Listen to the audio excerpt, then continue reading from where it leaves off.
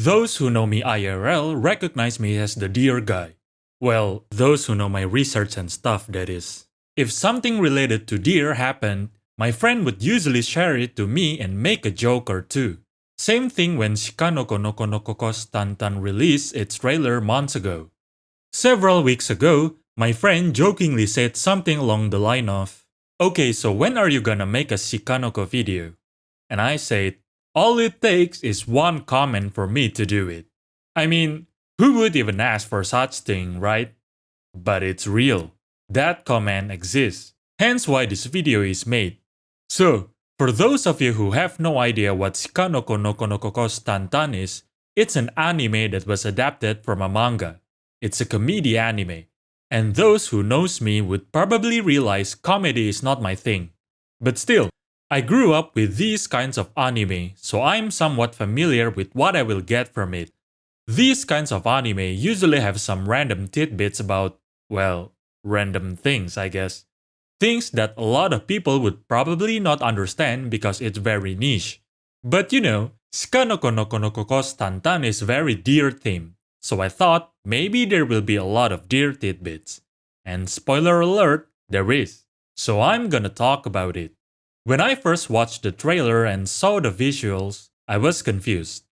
No, it's not because Nokotan has antlers, it's actually because of the deer model. I was like, what deer is this supposed to be? Now that might sound like a bizarre question. I mean, surely it's a Japanese deer, the shika deer, shika, but why is the model like this? Because this is not the shika deer that people are familiar with. Most people would be familiar with this form of shika deer. This is the summer coating, while the model used in the visuals are the winter coating. The anime itself was gonna air in summer, so I got confused and I was overthinking it a little bit.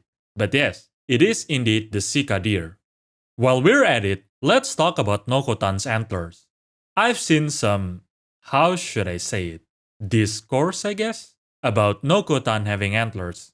Because you know, female deer are not supposed to have antlers, or at least that's what people say. But that's not entirely correct. Specifically, female reindeers do have antlers. Reindeers live in the northern region, and what's identical with northern region? Snow. Tons of snow in the winter. The thing is, deer are not that good at living in snowy region. Reindeers are sluggish in deep snow, and most female are not that strong. That's why having antlers is beneficial to defend themselves, and they're found. Not only that, they can use their antlers to dig and uncover food. Still, some female reindeers don't grow their antler, if they cannot afford it that is, like when food are very scarce. Anyway, Nokotan is not a reindeer, but at the very least, it's not that outrageous for female deer to have antlers. Also, the unique trait of deer is the antler after all. The easiest way to indicate a character is related to deer is to just slap antlers on it. That way, people will intuitively think that said character is supposed to be a deer or something related to it. That's very common in characters. I think I've seen an image of female VTubers having antlers too. I'm just gonna put the image on the screen if I found one or two.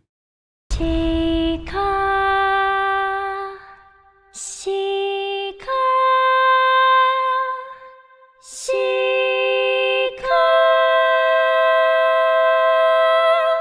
It's also kinda funny that the anime itself jokes about Nokotan having antlers even though she is supposed to be female. Anyway, the point is, at the end of the day, it doesn't really matter, right? As it is written over and over again in the show, it's just a dumb comedy anime. Don't overthink it. Alright, so, to make it easier, I'm gonna review the tidbits in order of appearances, from episode 1 to 12. But first, let's talk about what's popular and catchy about the show. Shikairu Days, the opening. It's one of the popular trend back in July. I think the opening had been viewed like a couple million times on YouTube. So yeah, it's popular. And I really like the opening, but for a somewhat weird reason. The opening is filled with deer tidbits. My favorite part is the one that says Tonakai wa nakama kamo shika wa ushika demo matomete ku teimoku. So, that's a three-parter that talks about taxonomy, which is my field. Tonakai is the Japanese name for reindeer. Kamoshika is a Japanese sarrow. The Japanese word for deer is shika, so it's like a misnomer jokes, the typical taxonomy jokes. It basically means reindeer is a friend, like brethren. But apparently Japanese sarrow is a cow. The joke is, Tonakai don't have shika in its name, but it's a deer. It's a shika in the Carafidae family. Meanwhile, Kamoshika have shika in its name, but it's not a deer. It's in the Bovidae family, the cow family. And it forms a pun in Japanese. Cow is ushi, and the ka at the end is basically like a question particle. So when combined, it forms a shika. Kamoshika wa ushika. The phrase is like saying, oh, Kamoshika is ushi, isn't it? Well, not exactly a perfect comparison though. I'm oversimplifying it. Oh god, why am I trying to explain a joke? Anyway, the last part, demo matomete gu teimoku, basically means, but those are all in the Artiodactyla order. Literally. Gu teimoku is the wame of Artiodactyla order. So, if you are not familiar with this, Japanese and Chinese have their own version of taxonomic nomenclature. I've talked about this in my Pikmin video. If you wanna know more about this, you can just watch this specific part of that video. Anyway, to sum it up, the part basically says, in the POV of Shika deer that is, reindeer is my family member, but Japanese sarrow is not. It's in the cow family. But at the end of the day, we are all in the Artiodactyla order. A really neat tidbit right there. Earlier in the song, there is a part that says Suno suno pyoko pyoko mitame wa onyanoko. Pyoko pyoko is an onomatopoeia that indicates bouncing up and down, but the part basically means you can definitely see the antlers, but apparently it's a cute little girl. It's the why do you have antlers if you are a female joke. So yeah, they are self-aware and they are using that as a joke couple of times in the anime. Oh, and also, I'm not sure whether I'm overthinking this or not, but I think they use deer calls in 3 different parts of the song. The most apparent one is in the 39th second. That's the typical buck call of a carefus, including the shika deer. It can also be a cow or other antelopes though, but not Japanese sarrow, as their calls are typically higher pitched screech and whistling sounds. You can hear another one at the 31st second. But this one is masked with the more apparent bouncy sound effect, so you might need a headphone to notice this. Now, this might be a stretch, but I think the sound effect in the 21st second, this one, is the distress call of a Muntiacus or roe deer or perhaps even a white-tailed deer. The barking sound that those animals make, but slightly modified. But I can be completely wrong, of course. Alright, episode 1.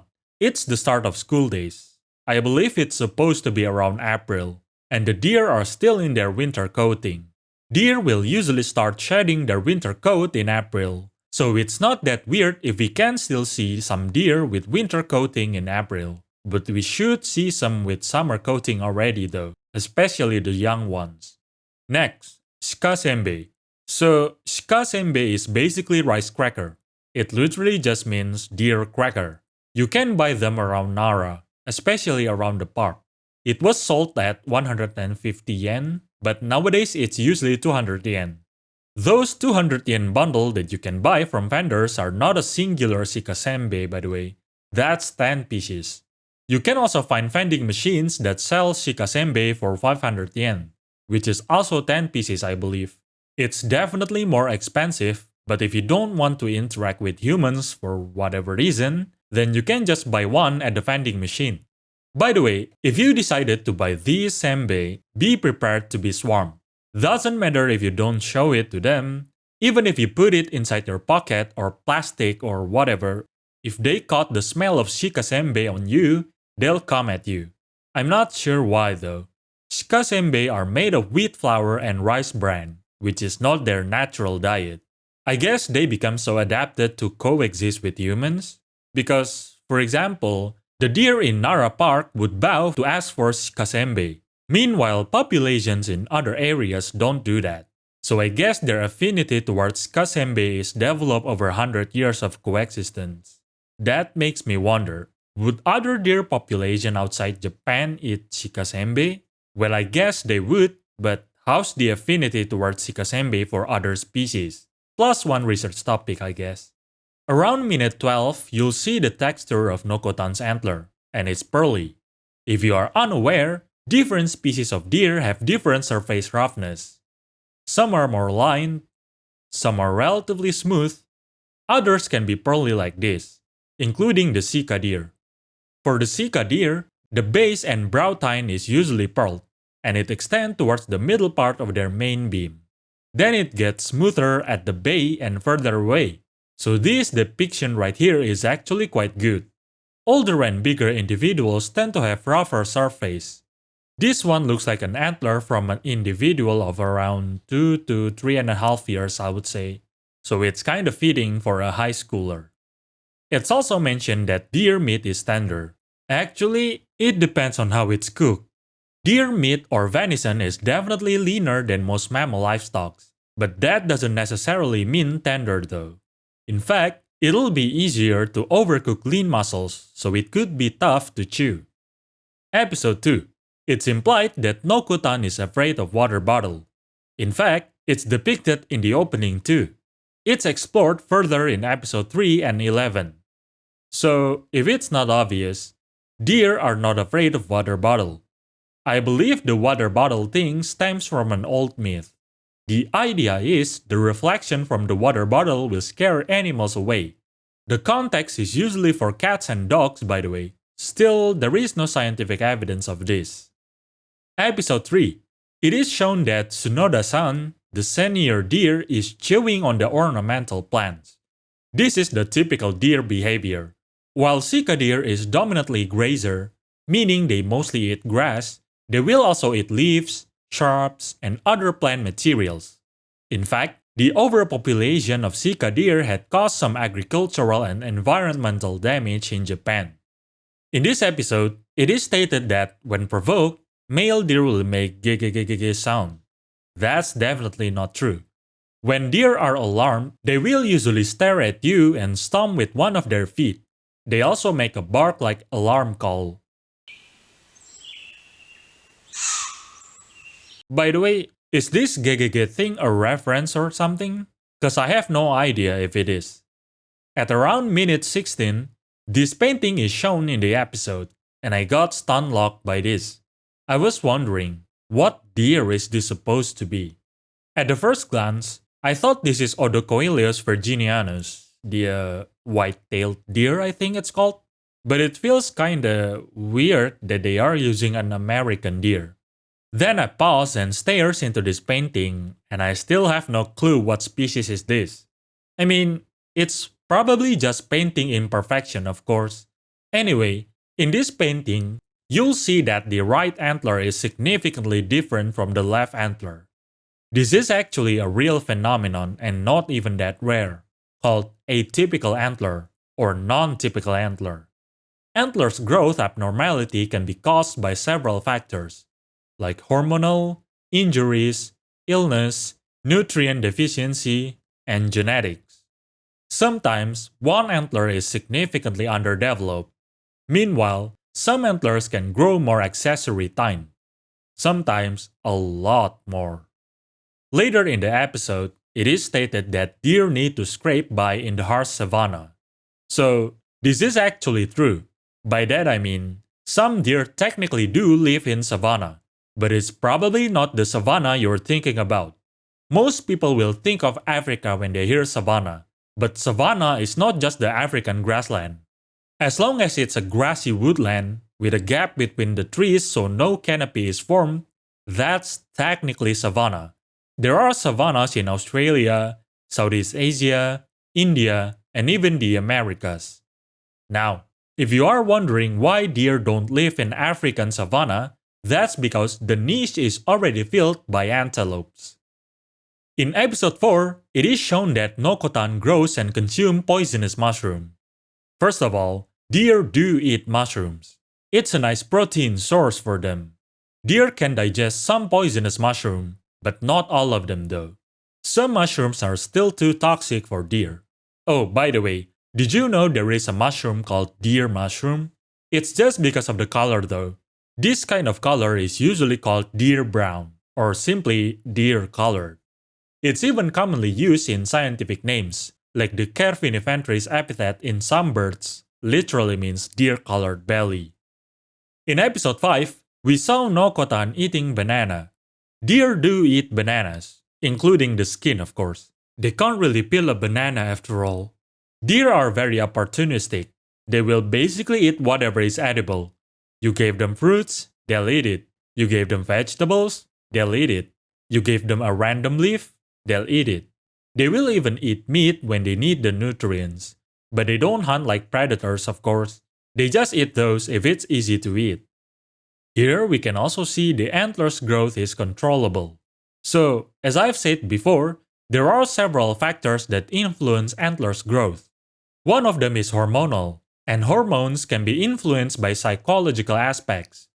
In deer, social pressure can affect antlers' growth, but of course it'll still be gradual, not a drastic growth like this.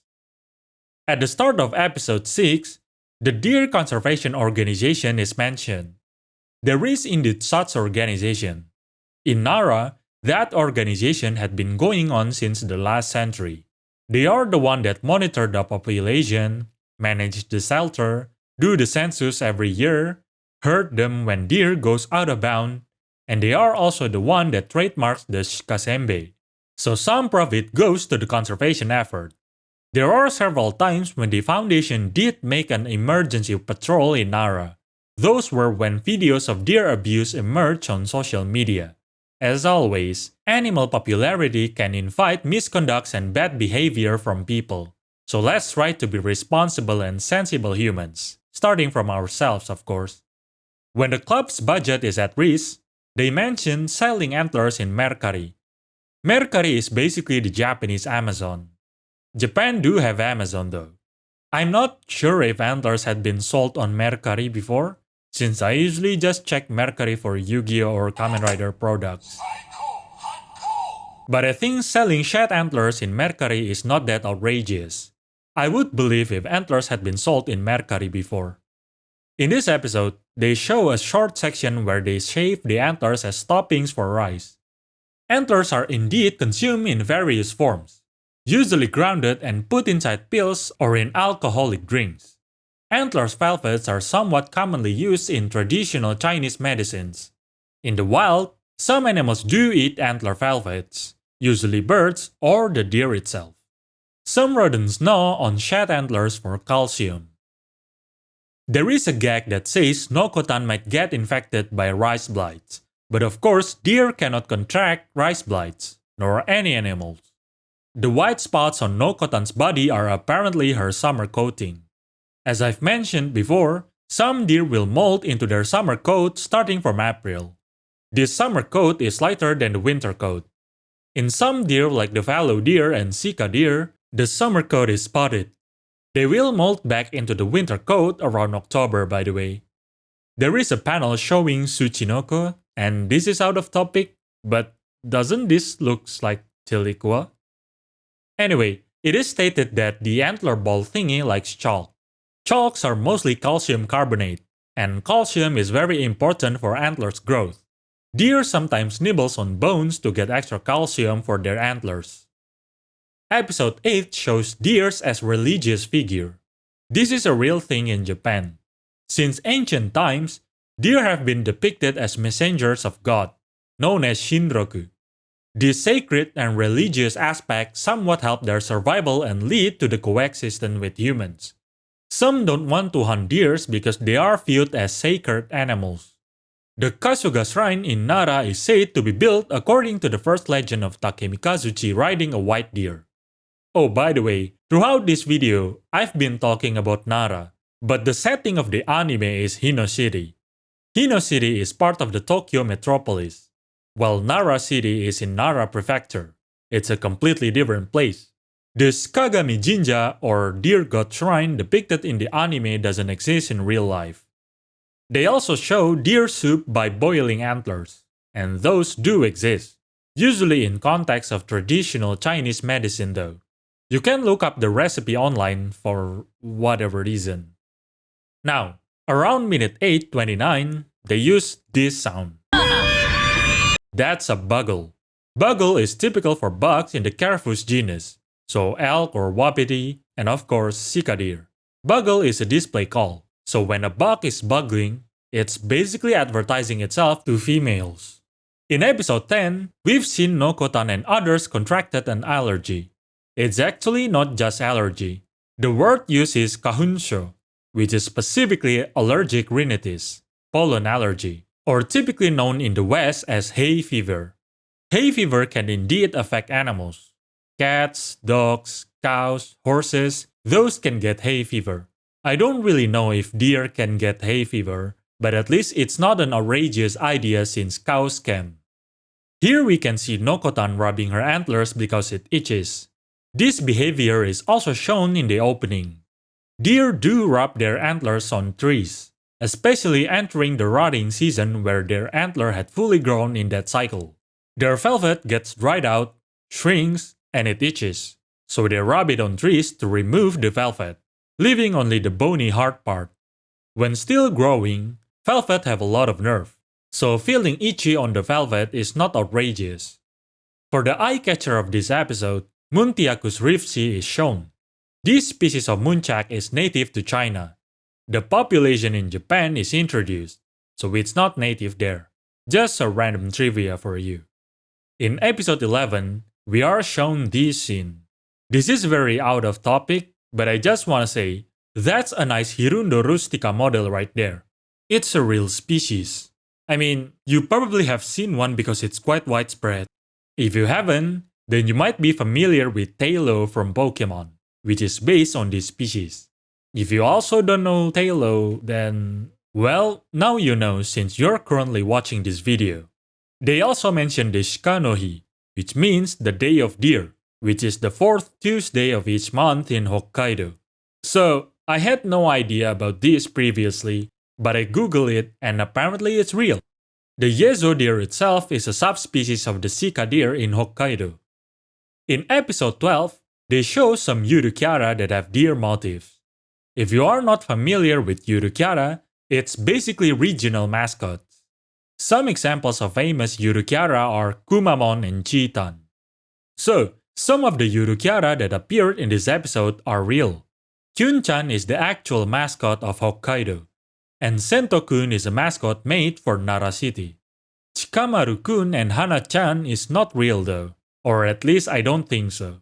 But there is yuru-chara called Chikamaru-kun which is also a mascot for Nara City. And that's about it. Never have I thought I would be the one who explains the tidbits in a comedy show. But here I am. For those of you who are still here, thank you for watching and I hope you learned something new.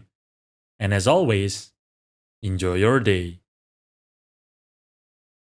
布ステップで踊ろう夜が明けるまで何度だって反芻してぬぬぬん予測不可の視界色ですアバンギャルドでオーライカオスマシマシいつの間に癖になってぬぬぬんはちゃでめちゃな視界色です発展こばっちかもなんでもありルールなんてなし君の笑顔で元気満タンもしかして運命のまま参り心のどこかで虎視眈々君とならいつまでも